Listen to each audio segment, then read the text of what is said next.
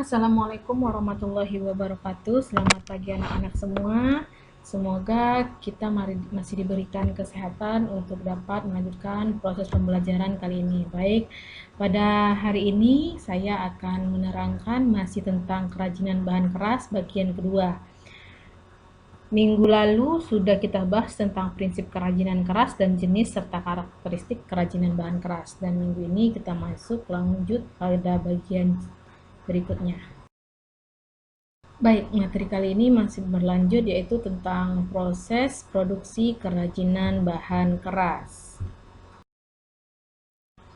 Pembagian kerajinan bahan keras itu semalam kita sudah bahas, ada dua. Yang pertama kerajinan bahan keras alam dan ada nanti kerajinan bahan keras buatan.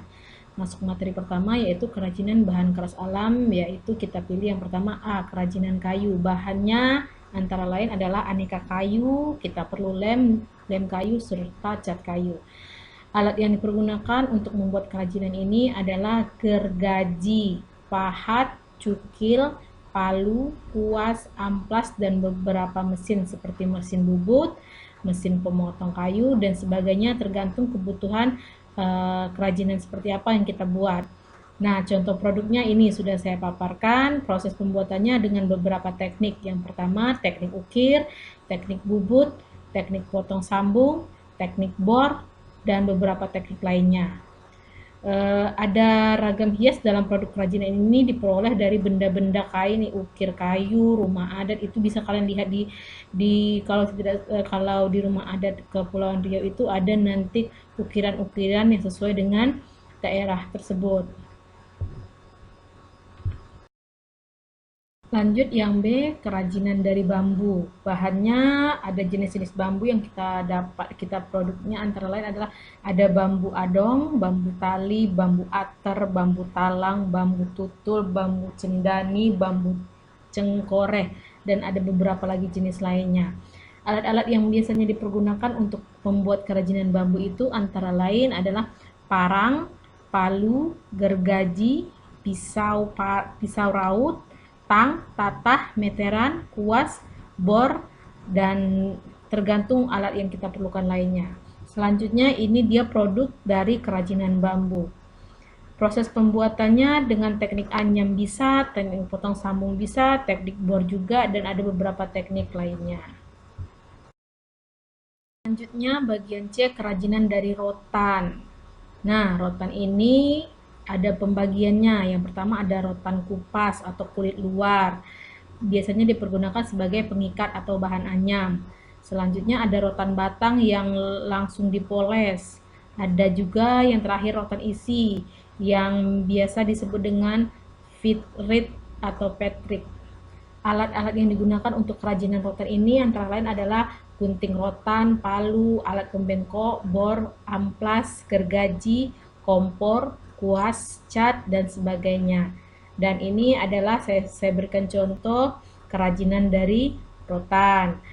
Proses pembuatannya, pembuatan kerangka awalnya dan nanti dilanjutkan dengan penganyaman, dilakukan dengan pengecatan, dan terakhir dengan proses finishing atau proses akhirnya.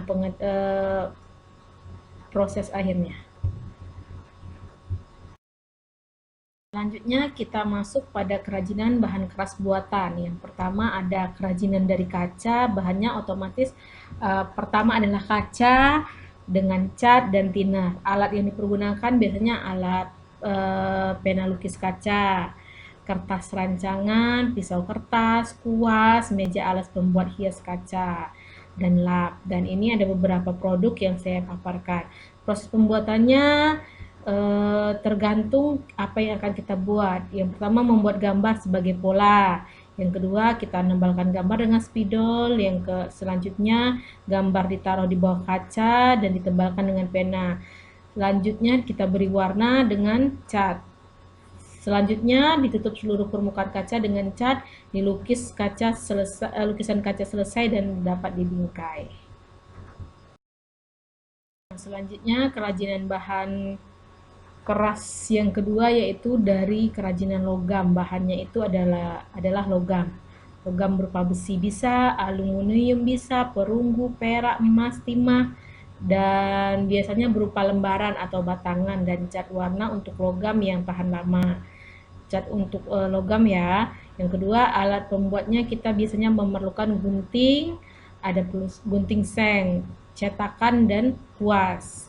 Berikut ada beberapa produk dari hasil kerajinan logam. Proses pembuatannya dilakukan dengan cara tradisional, yaitu dibentuk dengan tangan dan bantuan alat seadanya.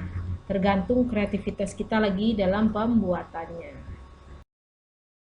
Nah, itu tadi proses produksi dari kerajinan bahan keras, baik itu dari alam dan buatan. Selanjutnya, proses pengemasan.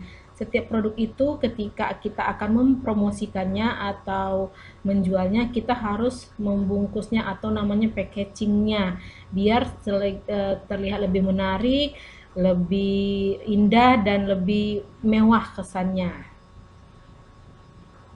Untuk penampilan kesan pandangan terdapat suatu produk, makanya packagingnya itu dibuat sedemikian rupa atau didesain seindah mungkin agar lebih menarik dari barang produk yang kita buat. Baik, selanjutnya materi sudah saya sampaikan. Selanjutnya kalian saya harapkan mengerjakan tugas yang akan saya berikan dalam bentuk Google Form sama seperti minggu lalu.